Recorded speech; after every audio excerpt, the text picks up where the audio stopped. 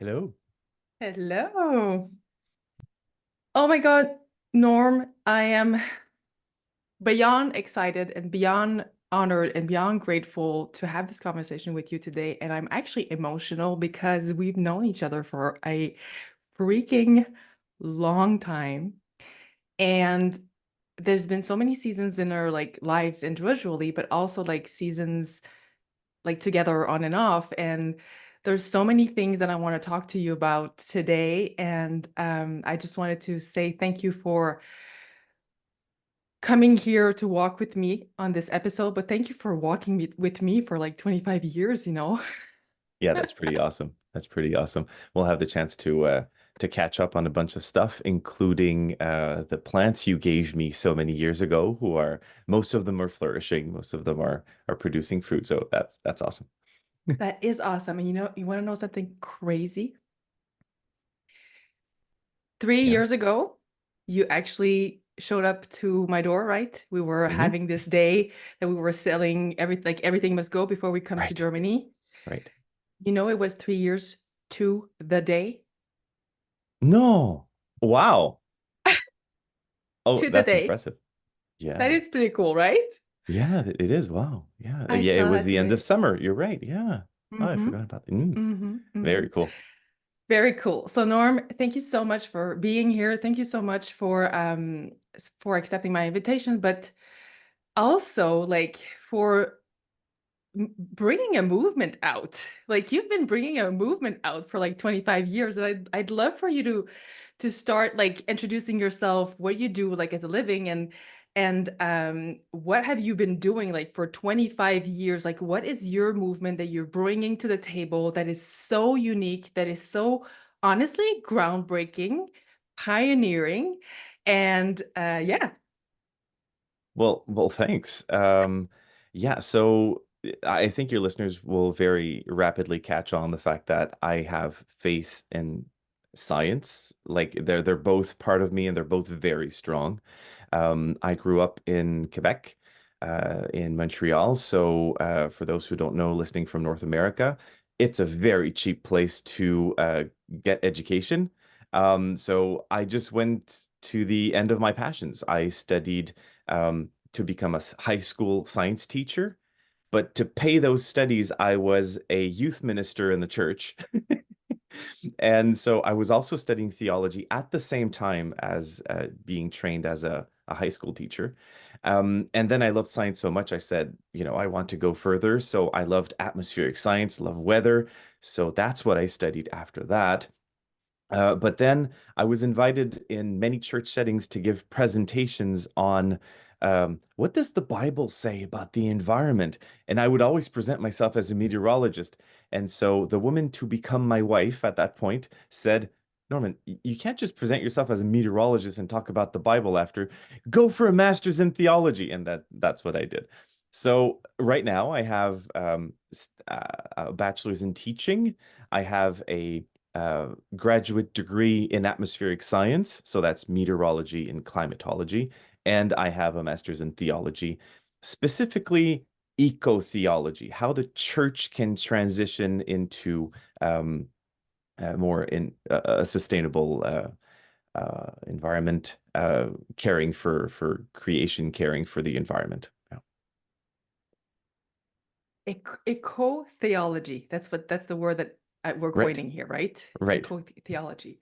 I love this. So you started, I remember like I have a very clear memory of a calendar that you did like 25 years ago, which like one step a day to take care of the environment because you were actually Right, bringing awareness to people that had faith that want to take care of the creation because I think that oftentimes we tend to like when we have faith we tend to like put the responsibility on God to take care of the mm, creation, right, but we are also all here. This is where we live. This is the creation that he as people of faith, that he created for us, and we have a responsibility to right, take care of it, right? That's where you right. kind of from.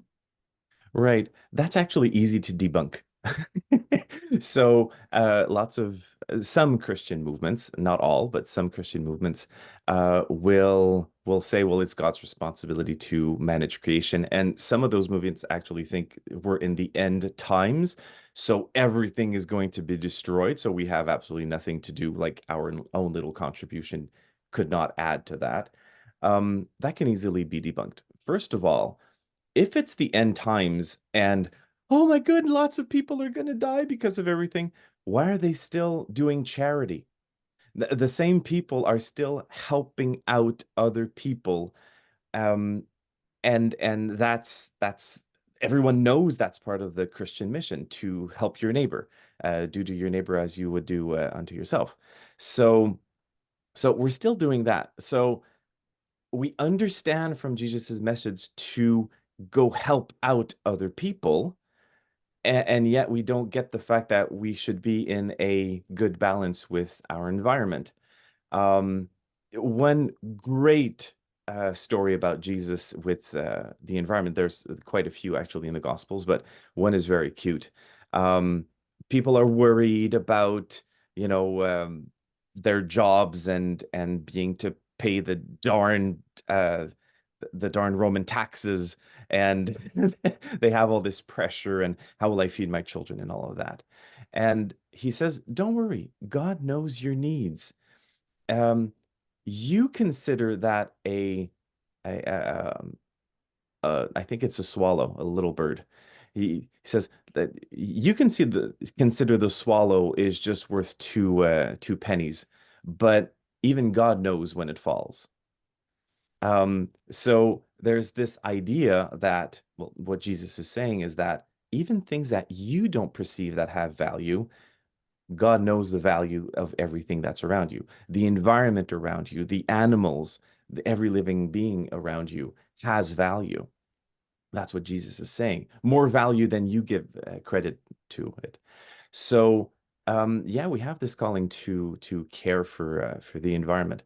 Uh, Another example I'll give is the Gospel according to Mark.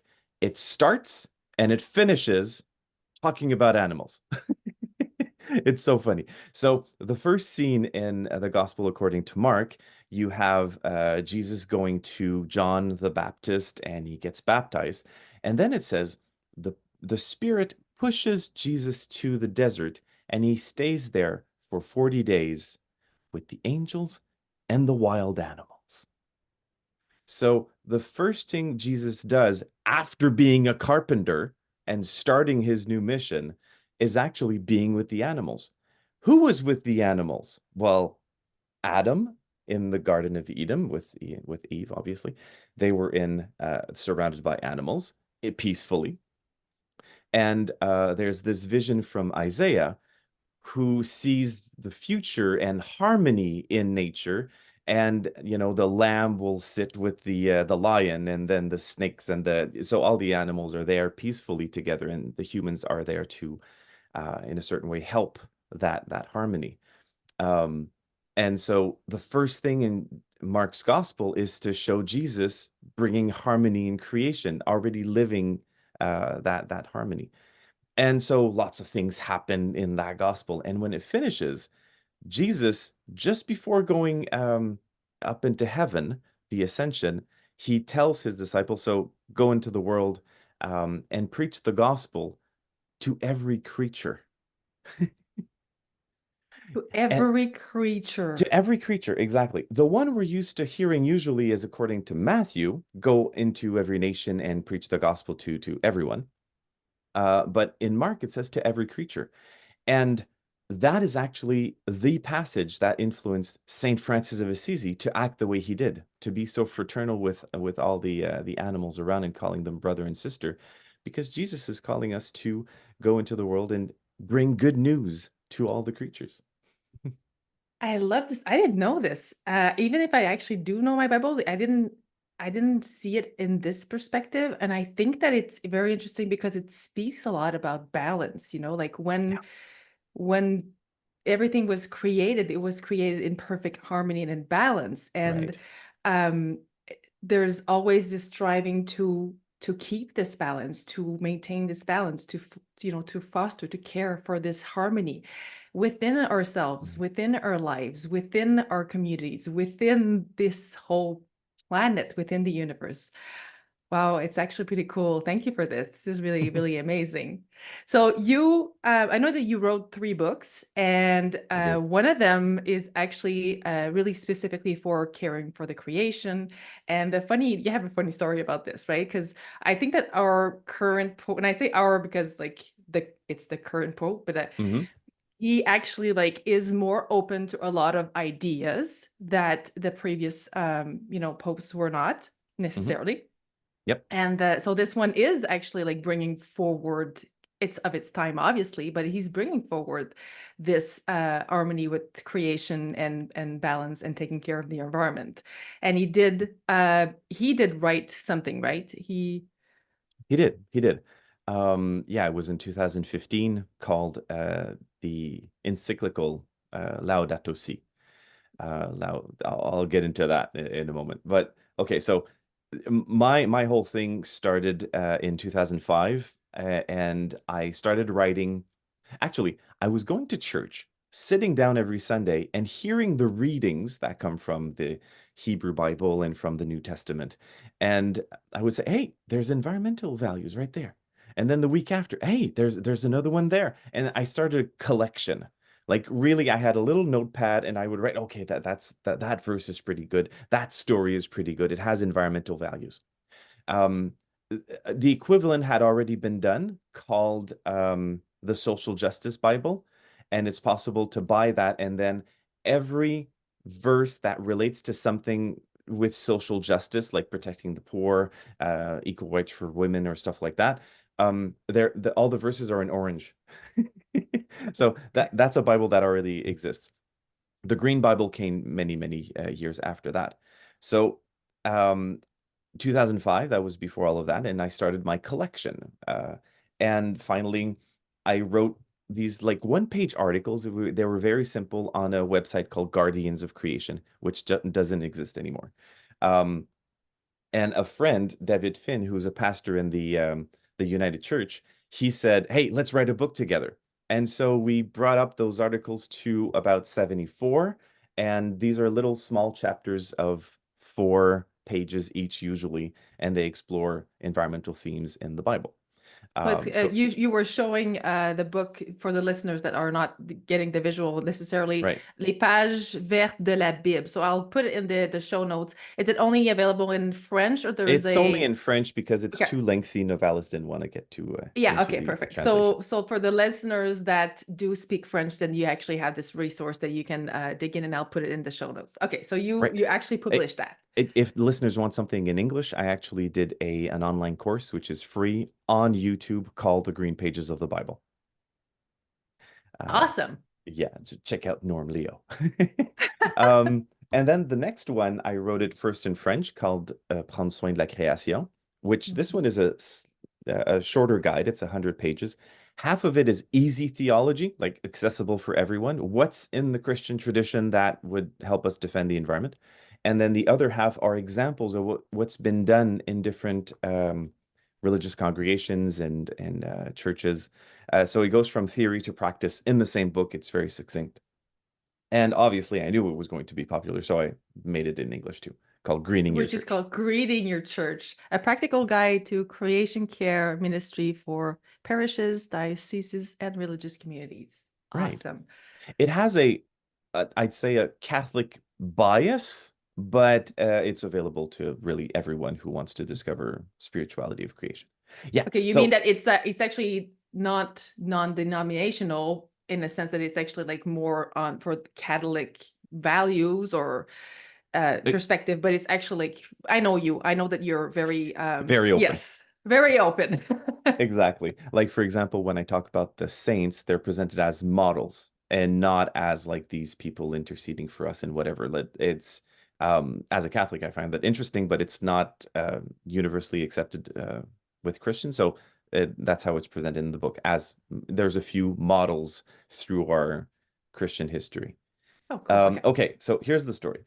This book, Greening Your Church, was published in 2014. just a few years after I did my master's in theology, which was about um, defining what creation care ministry is in the church and giving like an initial structure to that new ministry. So write this book, and I send it to, well, the two popes. There's Pope Francis, who's the active one, and then the retired one, Pope Benedict. I sent it to Pope Benedict as well because he was the first pope to actually talk about the environment. Um, Pope John Paul II did have a certain affinity to nature. There's this picture of him celebrating Mass in the middle of a lake on a kayak.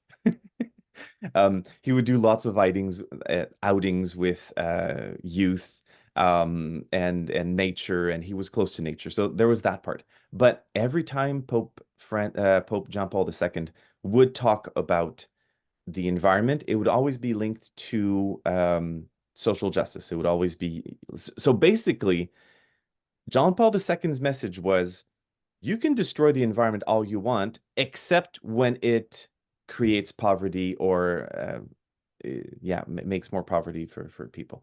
When it affects the social tissue, basically, yeah, okay. Exactly. Yeah. If it's affecting other humans, well then stop doing it. Okay. But otherwise, we have free range to do whatever we want. That was John Paul's message. Benedict was the first one to actually talk about um, uh, the the um, the balance in Mhm. nature, how important that is, and that some ecosystems are really, really important. And even if we don't know the direct link to humans' well-being, we still should still protect them. That was totally new, and he was part of well, he grew up and he developed as a philosopher, as a theologian in a part of Europe where environmental values were really important, like more than most of the rest of Europe. So I'm talking about Bavaria, southern Germany, and then there's Switzerland, and then there's um, northern Italy and southeastern France. So all that region, basically everything surrounding Switzerland. And basically where I am, by the way, Well, listeners. yeah, exactly. The Black Forest, right?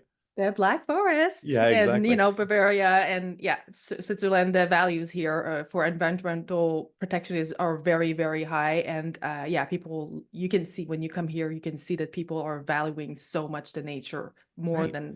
than anywhere else. Yes. And this started like at the end of the 80s, beginning of the 90s, that already in the church things were being done for the environment. So this was like totally normal for Cardinal Ratzinger, who became Pope Benedict.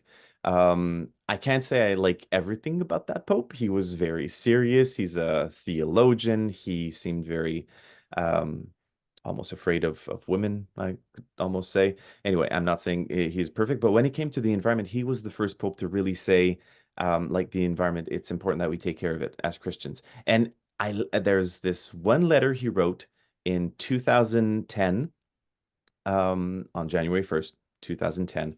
If you want peace, protect creation. Hmm. And in that letter, it's wonderful because there's this belief in Christianity. It's something we always have to reteach, but um, if you go to Genesis 1, God creates with words. Let there be light, and there was light. Let there be vegetation on land, and it happened. So there's this idea of and even the Greek philosophers talked about the logos. So there's Mhm. this word that's really important.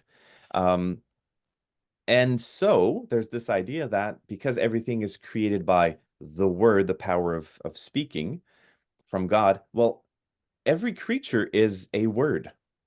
And I found it really interesting that Pope Benedict used in this letter, he says, we have to learn the grammar of creation to see how all of these words relate to each other. So it was an interesting literary and theological way of talking about ecosystems, but in a more poetic way. And I thought that was very nice. Um, That's interesting, and I think that when you said that the piece about peace, when we are looking at everything that's going on, like with climate change, and mhm, like when we look at wars that are ongoing, and there is like an undeniable link between if we were taking care of our balance, like within in your community and in the world, we wouldn't be creating so much disbalance that actually Hmm. triggers those wars, those dis-ease basically that we Right. have all around. And Right. so it goes more into like inner peace and connection with nature. It actually like literally impacts the world peace. Right. Right. Exactly. Exactly. And that's one of the things that come out of the encyclical Laudato Si. Mm. Every chapter talks about everything is related, everything is connected. And that just comes over and over again. Everything's connected. So I'll finish my anecdote. So Pope Benedict, I never thought I would be talking about Pope Benedict so much. So let's move Me on. neither. He retired. He was tired and he needed to retire, so he did. Pope Francis was elected. Very different style of Pope. Mhm. He's not changing anything in the dogma. He's changing slightly some practices here and there, but he's giving a tone that's very different that people appreciate usually. And so he received my book. And he had already planned that there was a rumor going around that there would be the first encyclical totally dedicated to environmental protection. And so I sent it. What I knew afterwards is that my book, he went personally to bring it to the commission working on Laudato Si. So my book is now being given to that commission. The head of that commission says, "Hey, this is really interesting." Read it very, very fast because it's obviously very fast to read. Really loved the 10 pages summary of what the Bible says about the environment. Bought some copies for the other people on the commission, so others actually got the chance to read it. And well, it influenced a lot, chapter 2 in the encyclical. And there's one paragraph that could almost be called plagiarized because I put three verses in a certain order, and that's not chance that it's found exactly in the same order in Laudato Si. So, of all the people who could have plagiarized me, I'm very honored that it was It's from the Vatican, and they. it's not so bad. I actually like it's but this is pretty cool because like from and this is where I'm just going to take a moment here. Mhm. We all have moments in our lives where we feel this inner calling. And this is a conversation I have always with people around me, with my clients, with like people that come on the podcast. Our sense of purpose is a whisper that is actually not so much of a whisper. It's really loud. It's just that the rest of the world is drowning in a lot. Like there's a lot of noise out Yes, there.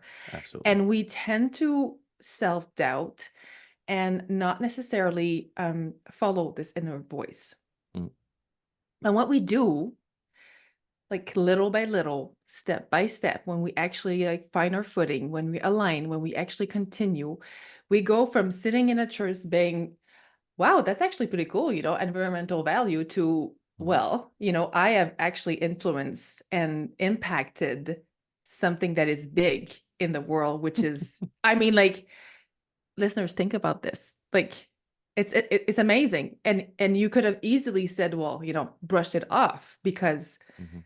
because of this dichotomy that we always think that there is between science, the environment, and Yeah. religion at large, but like spirituality. I'm gonna say spirituality, but spirituality. So Mhm. yeah, that's Sure. pretty cool. I'm often asked, how come your science background doesn't make you reject religious stuff, or how come your religious stuff doesn't make you accuse hypocrisy from science or whatever? And I have this great example. So it's my Norman's parable on science and faith. Oh, So um, every time I get to prepare a cake, to bake a cake for someone's birthday, I have three kids. So prepare a cake.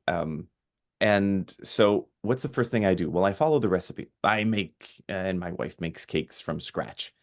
What do you do? Well, I get the flour, the eggs, the butter, the milk. I mix all of that up. I might add other ingredients too, but I follow everything so precisely. I put it in the oven for precise temperature and a precise amount of time, and it comes out, and then the cake's ready. So a recipe is a lab protocol. It's yep. very sciencey It's because chemistry, it's especially chemistry. baking. Exactly. It's very precise. So we have two sides to our brain. and the left side is logical, the right side is relational. So that left side, logical, is what helps us with all those, measurements and stuff like that. But then once the cake is decorated and I'm offering the cake to my loved one, I'm not offering flour and eggs and the person receiving the cake is not thinking logically either, is not saying, I wonder how long he put it in the oven, and I wonder what temperature it was, and I wonder if he used 3 or 5 eggs or what. No, we don't go into those logical questions. There's another part of our brain, another way of thinking, which is relational. We could also say spiritual, we could also say artistic, but basically it's that other part of us. And when I'm offering the cake, I'm not offering ingredients, I'm offering meaning. Mm. And so I'm offering this message to the person saying, you're important to me. I love you. And the person receiving the cake does receive it like that, believes that the cake is full of meaning. And so, there's all kinds of things like that. Offering a card to someone. It's not just paper and ink. From a logical point of view, it's just paper and ink, but from a relational point of view, it's a message. It's full of meaning. And we could go on and on like that too. So there's this way of looking at the environment as well, where I look at it from a scientific point of view, trying to understand how things work. But then there's all these existential questions, like how do all these things hold together? Where's the balance? Thank you, tree, for giving me shade. And there's this relationship that's there, and that relationship and that balance is actually portrayed in the first Disney movies. It's really interesting to notice that because the industrialized world was taking so much space that Disney's reaction, first of all, it's easier to draw animals than it is to draw humans. So the first movies were actually animals, eh? The mouse, for example, for Mm-hmm. fun. But then Mm-hmm. Bambi was one of the first movies too, and that's what we see, that relationship and that balance, and so But that beautiful. connection with nature as well. I'm loving this so much because, okay, there's like my brain is going in all kinds of direction here. We could do that. Okay. I we are the same age, and we Hmm. were doing our bachelor's at the same time. Um, you were in meteorology, and I was in biology, environment, evolution, and ecology. Right. And I've been raised in a Pancotist evangelist church, and Right. you've been raised in the more Catholic setting. And my parents, when I was about 10 years old, they actually split up, and they Hmm. went on their own, I'm going to say, crisis of faith Hmm. that they did or did not resolve. It's not for me to tell, but I continue to be in connection with my faith. Hmm. Right. And I was still going to church, even if I was 10, 11 years old. I was still doing, Hmm. like, I was still connecting to that community. And I was still very much, it was speaking to something more meaningful than the day-to-day thing, like you were saying. Hmm.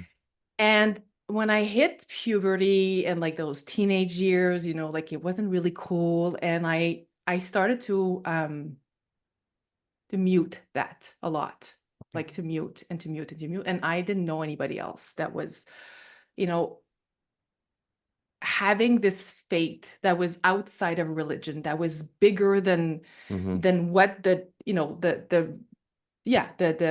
dogmas were offering us. And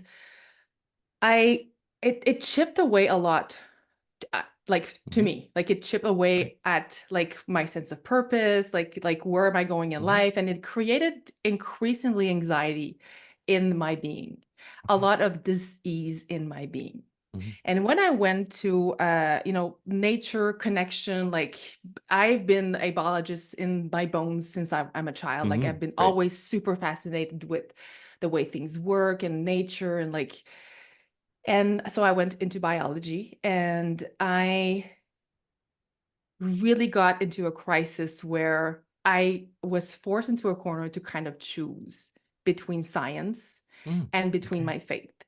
Right. And it was, it was a gradual thing, but like there was one of my professors that I looked up so much, and he was like, how can you be a scientist, like a real scientist, and still have faith? Yeah, right. And I've never told this to anybody, like really. Hmm. This is like I'm coming out right now. Okay. But it's I remember telling him I actually don't even know if I want to live in the world where I don't have faith. Like where there's Hmm. not a bigger meaning to this, where, Right. like, and I know that a lot of my dis-ease increase behavior, I know that the anxiety that it brought to me, like in my life, really hurt me and hurt everybody else around me, Right. because I wasn't able to harmonize Reconcile. that. Yeah. Yeah, right, exactly. And it's funny because as I was preparing the podcast with you, I was like, why did I not talk to Norm back then? Did I talk to you? I didn't talk to you. Like, I think that my Yeah. ego was so hurt that I couldn't even get out of my way to talk to somebody else about Mm, this crisis. And it took me 20 years to circle back to this. And mm, last year, I actually said, okay, like it's enough. I feel that I have sectioned off parts of myself that were not supposed to be sectioned off, that mhm, are adding so much more texture and mm, colors, and like that are driving the purpose that I have in my life, just like you actually continue to embrace. And I started to tear down walls, and I mm. actually started to reconcile Wow. this together. Wow. And I think it's very interesting that, watching you walking this path with science and faith, and like I'm just people just to go read the bio that he sent me. Like this is Norm. Like it's Norm. It's been like non-apologetic. I can be a science person and I can be like a spiritual person. And what I have come to terms with the science thing is we have, and I speak to this like a lot as well. Science is, our human understanding of the world, Right. drawing patterns that we can model and predict. There's Yeah. so many things that we don't know yet. Like we don't know people how muscles really work. Mm, And yet we contract muscles. I see people at the gym all the time, you know? mm. Yeah. So I think there's an arrogance in science and a disconnection into like from what science is really, that that really contributes to this chasm between the two. Do you feel this? This is Yeah. my interpretation, Yeah, but exactly. Lots of the great scientists that we see in the books, so Einstein and Blaise Pascal and Galileo, and it just goes on and on and on and on. They were believers, including Charles Darwin. Mhm. So the, they all believe their faith was not um, a barrier to exploring the world and trying to figure out what it works. For some of them, it was even trying to find those secrets and those patterns and how it works. How did the designer design this? It's amazing. He gave me the capacity to interpret nature, so let's try to figure it out. So not seeing it as a bad thing at all.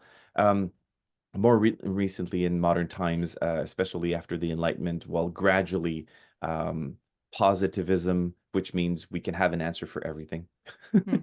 we can explain everything, and scientism, those are isms, so they're ways of thinking, and that took more and more space. Now, I even talk about in the TEDx talk. For me, it's important that we have evidence-based decision making. So it's not because you have a certain ideology or philosophy that you shouldn't act on something that's right in front of you. Well, talking about climate change specifically. Um, so so yeah, on the one side, we need to take the right decisions with the evidence that's in front of us. On the other side, life is not just made up of that. It's made of lots of invisible stuff, and it's made of lots of relationships. Um, And I think our world suffers a lot today because of our individualism as well. I like to tell my children, like when there's a thunderstorm, it's a free show outside. Wow, it's like free fireworks, and you can just sit down and appreciate that spectacle. Um, Other times well, every Sunday I go to church, and for me that's one of the biggest riches I have in my life. Th- a sense of community, a sense Mhm. of being related to other people. And if I'm sick or I'm going through a bad time or something, being part of a community lifts me back up. And when I realize someone else is not feeling well, I can contribute to that and help other people. So, and there's nothing scientific in that type of thing. I mean, it's our feelings and it's being connected to others. Yeah, Um, and well, you're saying this. Well, I was having this conversation with somebody else on the podcast. The science actually supports that because we're social beings. Because right, like the science of well-being, wellness, health, right, longevity right, has supports what you're saying, right? Like right, so whether we actually go to church or whether we go and like are part of any communities, this is something that actually nourishes us on a social way because we need that type of nourishment. One day, by the way, I will have one of your kids or all of your kids on my podcast and ask them how was it to be raised by Norman, because I'm pretty sure they're going to have a lot of cool stories. probably. Yeah. I just want to, because you mentioned the tech talk, and let's go there. Okay.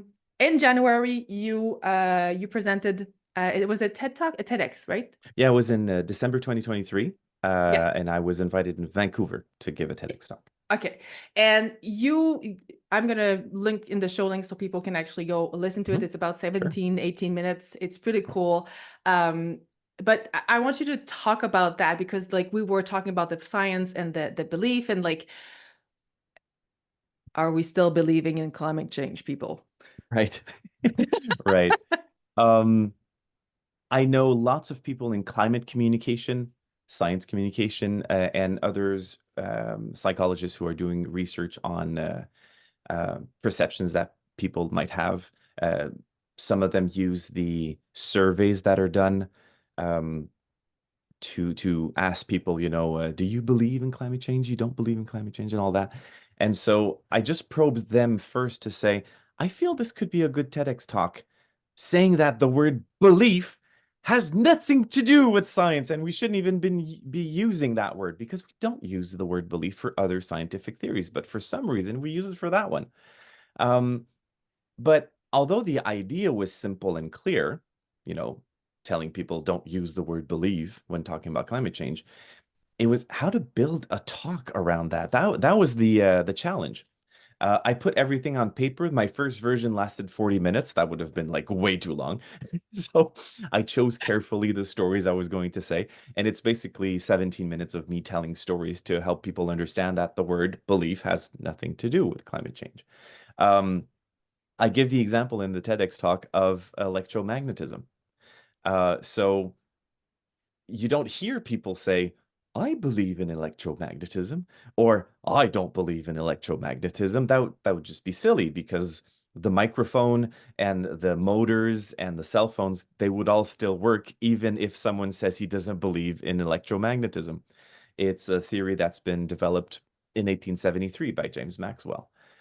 So we we don't use believe for scientific theories, but for some reason, some people have started using it, especially to discredit it.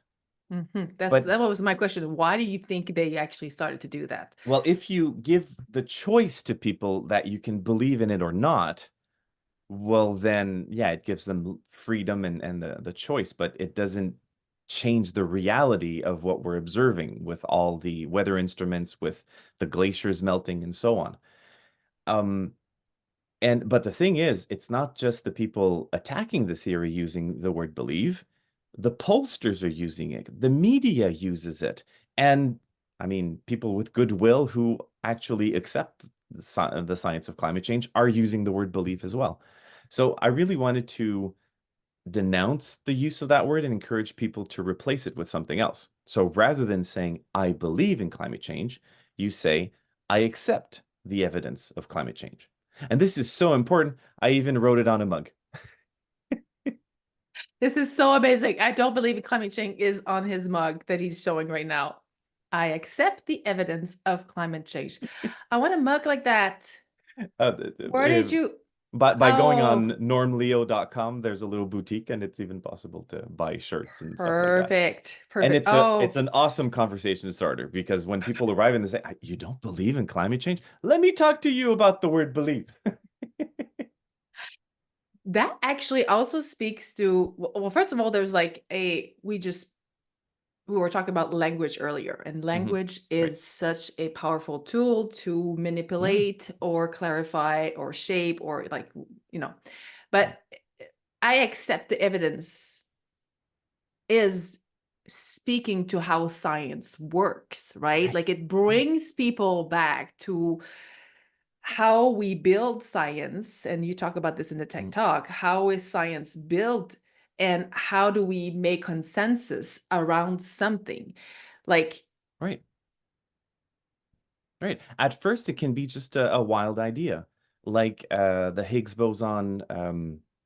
But exactly, Higgs boson. So this particle that all the calculations seems to suggest that there's this particle that exists, but we were just never able to measure it. And then finally, we built this huge accelerator, and we finally were able to measure it. So it's a hypothesis for a while, and then it becomes a theory as soon as you have enough evidence or even proof. Um, another example would be the planet is round, the Earth is round. So at first, people were like, "Well, I see the horizon is flat. For now, that's the evidence I have." And then people start, you know, uh, going around the world, and then other things happen, and we're like, "Well, we make calculations and rocket science and all of that, and it's pretty sure it's round." And that wasn't very hard for the ancients to imagine it was round because besides they were looking at the moon that was round and the sun that was round. And so the other planets finally, that were around. exactly, yeah, with Galileo, with the telescope, other planets were round too. So, you kind of get to the conclusion that this one must be round too. Um, but then you get proof when finally you go up in the rocket and you take pictures of the Earth, and that's what happened in 1970 with the first picture of the Earth fully lit, and it was round, and people were like, "Oh, wow!" So finally we got proof. So it can take a long time to finally get proof of something, um, but before that, you get lots of evidence. If there's enough evidence, it becomes a consensus. And the funny thing is, you'll always have grumpy people who don't accept it. It's just part of the social fabric. You'll get people who are just rebel and don't agree with something. One great example is the expanding universe. Mm, So Einstein strongly believed that the universe was infinite and just full of stars and galaxies, and it just extended infinitely. And then this Catholic priest in Belgium, Georges Lemaitre, takes a bunch of measurements, and he sees that there's a Doppler effect. So there's the wavelengths are stretched, just mhm, like when you have a car going by and there's the mhm. Or that car is episode in always the Big Bang Theory, people, right. where Sheldon is just as his Doppler effect. So the car is always emitting the same frequency, but we hear it differently because the wavelengths are being stretched. So the Yeah, same because thing it's is in how movement, basically. exactly, exactly. Mm. So all of those stars are moving away, and Georges de Maistre starts thinking, well, if they're all moving away, you backtrack that, and they were all closer together at a certain point. So they must have been all squished together. And so he developed something which was called a primeval atom, and he published his work showing, here's the first evidence I have. We're not at a consensus yet. It's a discovery being shared. And well, one of the people who was the most vocal about it said, that never happened. What are you talking about with your Big Bang? He was using it as an insult. The word stuck. And Einstein too resisted to that for a long time, but then other scientists started taking other measurements in a different way. And then there was this amount of evidence that was so much bigger that finally it became a consensus. Like there's just so much evidence, you can't deny it anymore. Well, almost not. So the person who actually said Big Bang and did not accept that theory at all, this grumpy person, even on his deathbed, he said, I do not accept that. He did not believe in the Big Bang. Exactly, exactly. Yeah. So it's also normal that you get a few grumpy people. But it's It's interesting because first it speaks to like the fact that how do we measure and can we actually like with different measurement techniques like mm, have the same conclusion, right? It's like right.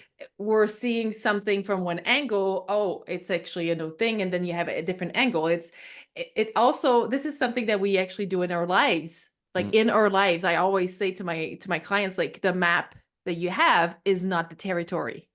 In yeah, exactly. fact, Mm, the map that you have is like a teeny tiny tiny like in dot in mm, the world of potentialities, like past probability, past possibilities, like potentialities that we actually like can know, cannot know. So keeping our mind open mm.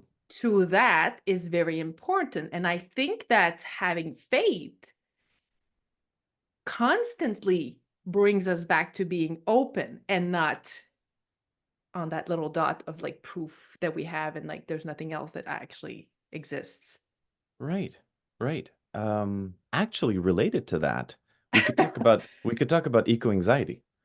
I Yes, used to be a please. youth minister. I've been in contact with teenagers for a long time. And okay, Okay, here's an experiment. so Yeah, I love this. And yes, please, we'll talk about eco anxiety go because ahead. this is something that is increasingly It is. happening in my containers. Mm-hmm, No, and I'm gonna say this no matter what the age are. So the young ones have eco anxiety for the future, mm-hmm. and the older ones, like 70, 80 plus that are in my Okay. containers, they have anxiety for the generation Grandchildren. Yeah. afterwards, Mm, couple with shame at what they were okay. doing Oh, because wow. what they didn't know. So yes, please, we're going to talk about eco anxiety because it touches, we think that it only touches the younger Mm-hmm. generation, but it Right. does happen across, and it's increasingly happening and being voiced in my containers as well. Okay. Wow. I've always heard about youth mostly, less about elders, so that's really interesting. Thanks. Here's a little snapshot. So in the 2000s, the first, 2001, 2002, I had a youth group. And before talking about, stories from the apocalypse, I would ask them first, have you ever imagined the end of the world? And what does it look like? And the beginning of the 2000s, kids would say like, no, I haven't thought of that. That's not a thing. Um, and just 20 years later, now in my church, well, I would be in charge of a youth group, and I asked them the question, and I mean, the whole meeting was just on what they believed the end of the world would look like. I had to wait until the next meeting to start talking about, meaning from the Bible and then pumping up some hope into all of that. Yeah, so it's amazing in 20 years the difference I've Wow. seen. Yeah, Oh, before they wow. weren't too preoccupied about that, and now, I mean, teenagers, they're just at Wow. the beginning of their life and they're already Yes. And they're they have already, anxiety. yeah, they're already. So what is eco anxiety? Can you Yeah, tell so us what? it's fear of future environmental doom. So it's fear of the future. And apparently, this I've read this from one of the psychologists, of all the anxieties, that's one of the worst because it's not as if you have any control over it. Mhm. You can have control over the way you perceive things or the way you act, but you can't actually work on that the source of that anxiety. Um, yeah, so it's growing and it's taking up lots of place. Um, what I wanted to say about this is the fact that I have very little to none eco anxiety, and here I am, regularly talking about climate change and all of that. So why is that? Well, I remember reading an article saying that the title was "The Death of an Eco Warrior." And this was a few years ago. And it was this woman who heard about environmental damage. She changed a bunch of habits in her life, going pretty extreme. So, absolutely no car and buying everything from bulk and the containers, and so wouldn't produce any rubbish, and it just went on and on. The whole number of things that she would did she did to reduce her environmental impact.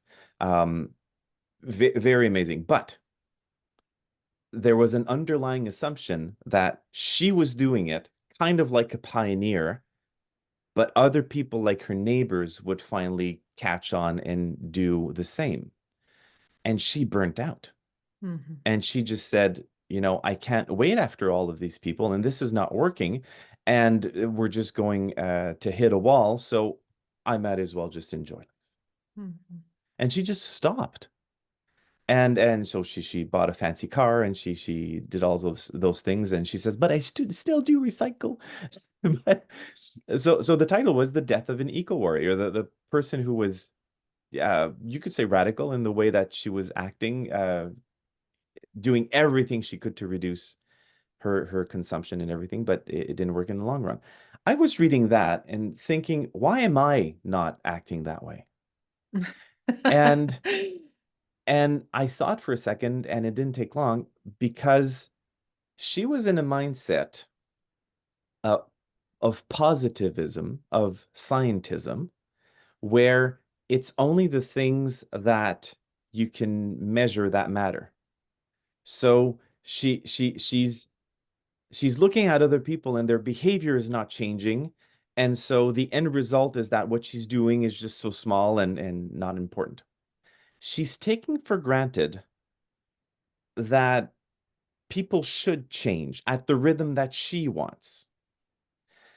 So back up a bit. Who am I? I'm a practicing Catholic who says regularly every Sunday that there is sin in the world. The world is dirty. We are not perfect. We are all trying to improve, but people improve at different rates. And we make mistakes and we ask forgiveness for those mistakes, and so on and so on. So just this main idea that even if we're in front of a crisis, people will not react naturally and we're all sinful or we're all imperfect, that helps the perception as well. So I like to think that God calls me to act properly and responsibly, and I give what I'm able to give at this time in my life, and other people act to better the world. So you don't see Jesus in the Gospels going and saying, we shouldn't act this way with women who have done adultery, and you should be all ashamed of yourselves, and you should not be doing this, and big revolution, and no one does that anymore, or whatever thing. You don't see Jesus saying, if you do it, everyone else is going to do it, and all the world will be. No, that's not how it works. We Church history is full of people who contributed to make the world better, not expecting everyone to really light up exactly at that time. Okay, there's so many things that can be unpacked here. Hmm. First, people have free will. Yeah. So, just like I cannot nobody can force me unless, we're extreme duress, but nobody can force me to act in a certain way. Mm. People don't have to, act in the way that we act. So that's one thing that I think that we need to circle back, because we tend to really forget that. We tend to feel like, why are you, doing this if you care? Like, and we value things. You were talking about value earlier. We value things in a different way. We see things in a different perspective. Like, we have different bandwidth, capacity. Mm, We need to go to bring ourselves back to compassion for ourselves and for others. And I think that what happens a lot in any type of burnout, whether it's like, a regular burnout or hmm a burnout like this, like an eco burnout, that's what she Yeah. had basically. It's Yeah, like exactly. eco Yeah. burnout. Um, she went so much into perfectionism, and Right. perfectionism, people, is actually a coping mechanism that is unhealthy Yeah. because it stems from a behavior that we have before 7 years old, and actually like is something that, if you are perfectionism, like having a love for things that are well made is something, but like being perfect and very, very boxy, it hmm speaks to something else that, it's not healthy on the long run. Right. And we bypass a lot of the compassion. And I'm gonna hmm talk about something very, because people, I'm an environmentalist. I've always loved nature. I do everything that I can, but I do live in a world where like there's some things that we need to hmm do. But I reduce my carbon footprint. Like I'm a Exactly. Yeah. vegan. I actually like, if we have alternative ways of using transportation, I do. Like there's a whole bunch. If I can buy something that is not in that is in bulk, that is not overpacked, like all of this. But when we came to Germany, there was something that was more in a priority than being perfect, or also because we're going Yeah. through changes, we hmm need to have compassion for ourselves, because we cannot excel or even exert the same amount of output regularly all the time. Like, we need to bring ourselves back to being compassionate and saying, okay, like if Mike, because I talk about compassion because for me, taking care of the creation is being compassionate for myself, for others, and for the creation, for nature, right? Right. So every action that I'm posing is this the most compassionate action? But sometimes the Mm, most compassionate action is the one towards myself. right. And when we're coming back to that, now self-compassion, it's not self-indulgent, and it's not like, it's a temporary like adaptation to like um Mhm. changing things, but like changing situation. But we need to make sure that when we're doing something, we're doing it in line with ourselves as well, like in our compassion, so it is sustainable. And when we're going all in and being so Mhm. strict like this, it's not sustainable. And Right. of course it's frustrating, because you're like, I'm being like ticking all the boxes here, like being like the model paint picture, like employee of the month, Right. eco warrior of the month, Right. and yet you're not seeing the changes in it. So you're like, okay, like, so it's easy. And that's what happens with positive optimists Mm, versus negative optimism, where you're saying like there's always going to be gaps. right. We're not living in a just world. There Mm, are some, like, whether you call it sins or whatever you want to call it, there we do not. So what can I output, like what can I put out right now today, and consistently, keeping in mind that the consistency can vary like a little bit from day to day, and when we're going through changes or big changes, mhm. it can vary a lot. But like, the goal is to actually like always do better, not Right. being perfect. And I Right. want us to really shift that to that. The other thing that I see a lot in what you're saying is she was disconnected with her community. Yeah.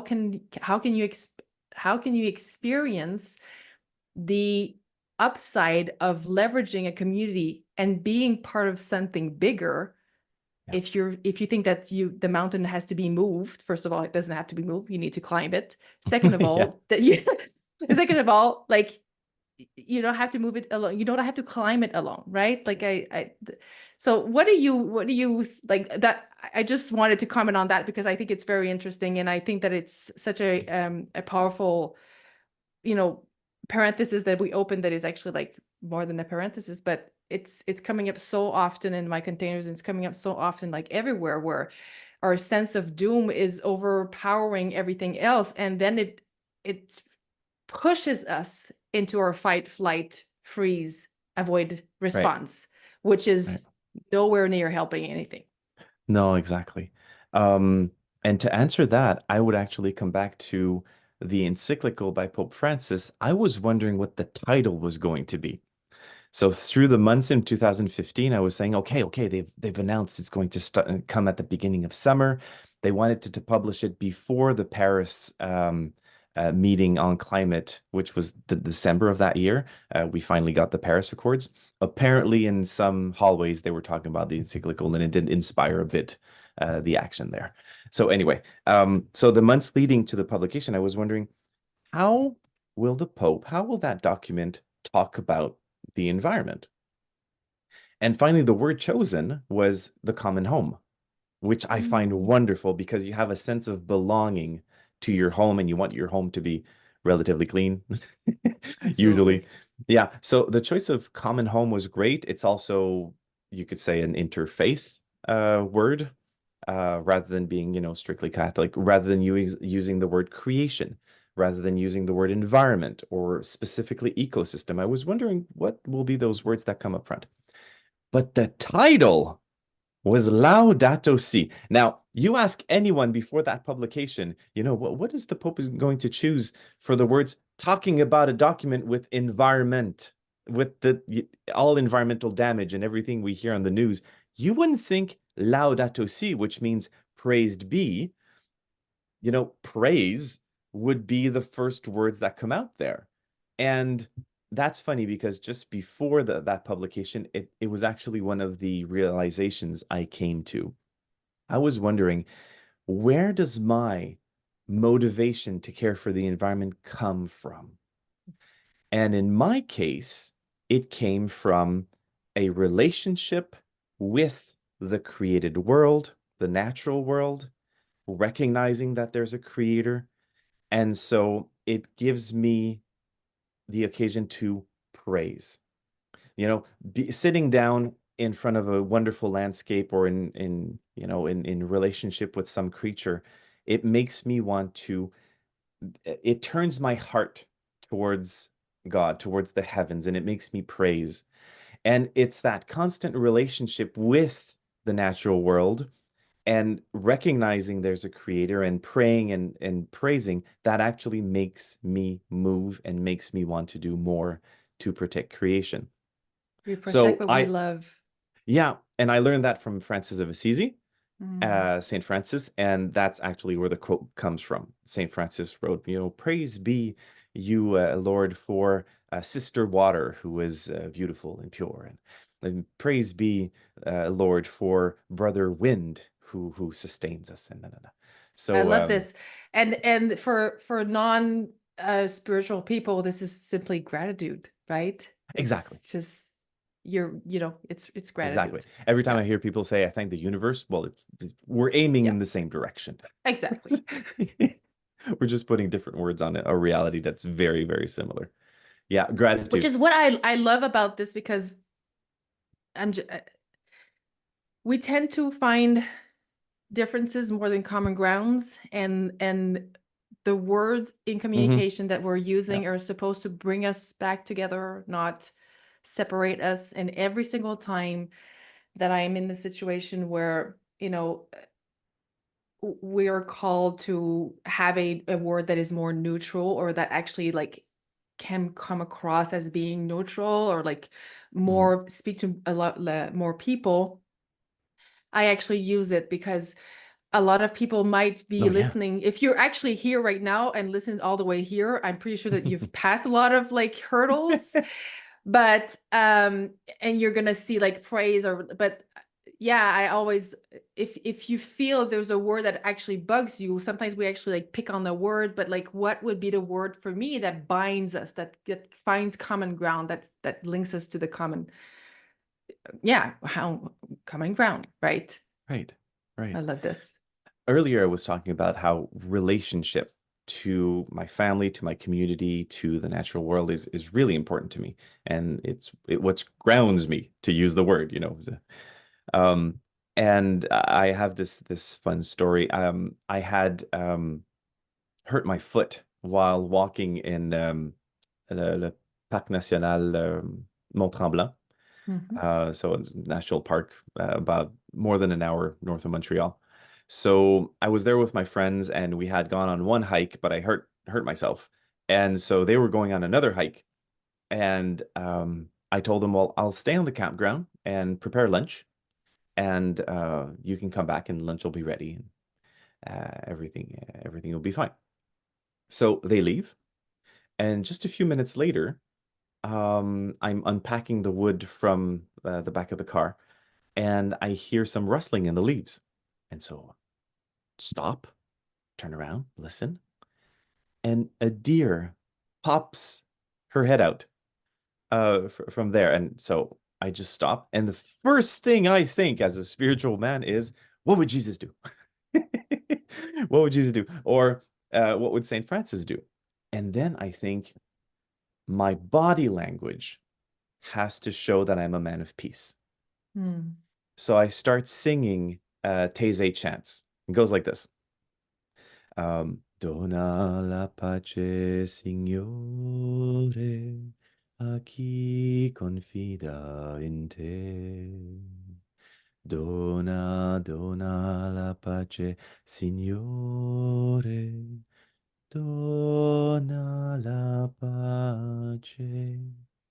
And it goes over and over like that. And while I'm singing and just relaxing my whole body and wanting to be brotherly to that the deer coming out, the deer's really intrigued. And the deer comes closer and closer and closer. And it just showed with our body language that everything was okay. This is a good moment for both of us. And she looked at me and she voluntarily came much closer, and I was able to pet her. And Amazing. we know deer usually just, they run off really fast. Yes, Um, yes. so had this very privileged moment creating connections with a creature, natural world. Um, and that actually changed my whole perception of the stories of Saint Francis, because there's these stories of him preaching to birds, and he's talking to animals, and there's this town Gubbio he went to, and there was a wolf that was like terrorizing the village. He came in, he talked to the wolf, and the wolf was now calmed down, and people adopted him and would give him food. And so I at first I thought these were like strange stories or just like legends, embellished stories. But now it was really entering in a relationship with a wild animal. I learned that Orthodox monks always have a monastery that's very far away, and they befriend bears, black bears. You can find full of pictures of Orthodox monks with bears, and you see them sitting uh, right next to each other on a log. Like totally normal. And they say the Orthodox monks, their perception is that when you are a holy person, you smell good to the rest of creation, not as a meal, but as a friend. As a friend. But like, I mean, if I'm loving all of this because like it's very meaningful and like Yeah. a story, like, but Hmm. like, what you did, I love this is me translating.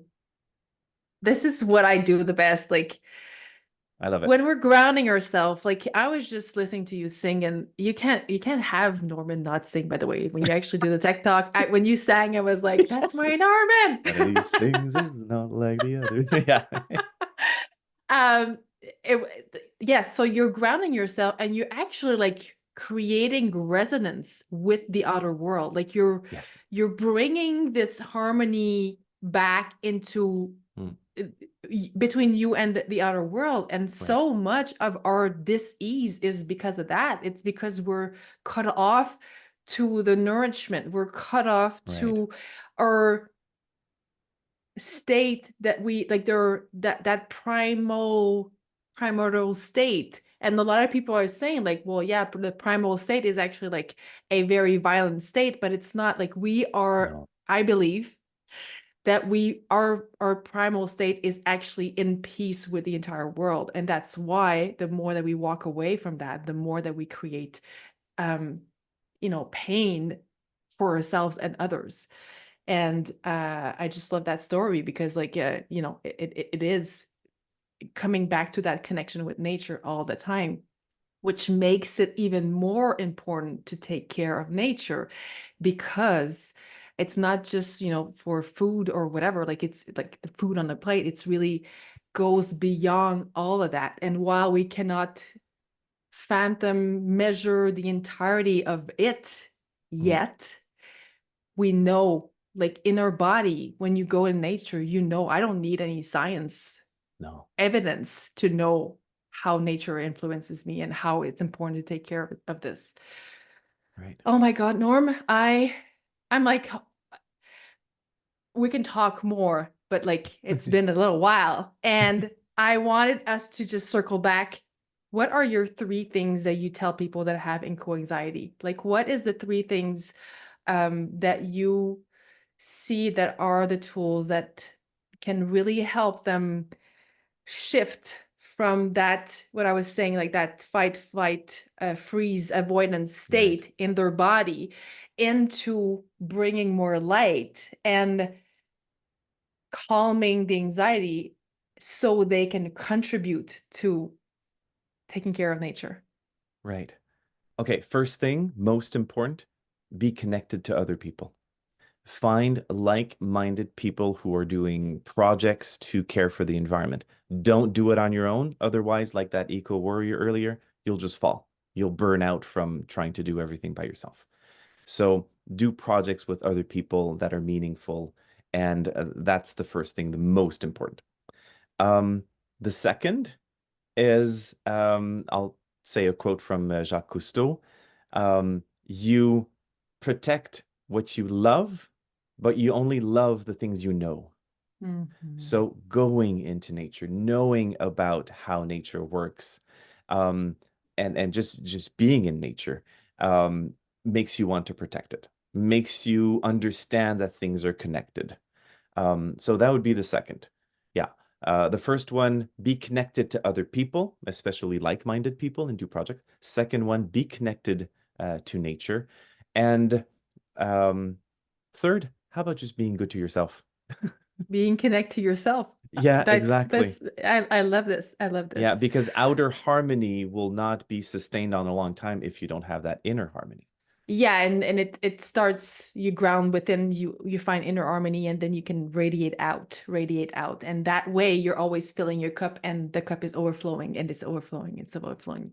Right, right. It's interesting because yesterday I was looking for something specifically, like I was looking for a picture, and I found this quote, which is amazing. And I just, while you were talking, I was like, oh my Mhm. God. And I need to find whose quote is that, but it was when a stone um, only has, when a stone's mindset is only to be a stone, it remains a stone. But when a stone's mindset is to assemble with others, it creates temples. Oh, yeah. I'm the right person to say that too. And you were talking, I was like, that quote is just perfect. I'll actually put it in the show note. Norm, thank you so much for everything. Thank you so much for being with me today, and for your green ministry, but all the ministry that you've been doing for 25 years plus. And I am looking forward to seeing how it all continues to evolve and to grow and to impact the world. And I love you so dearly.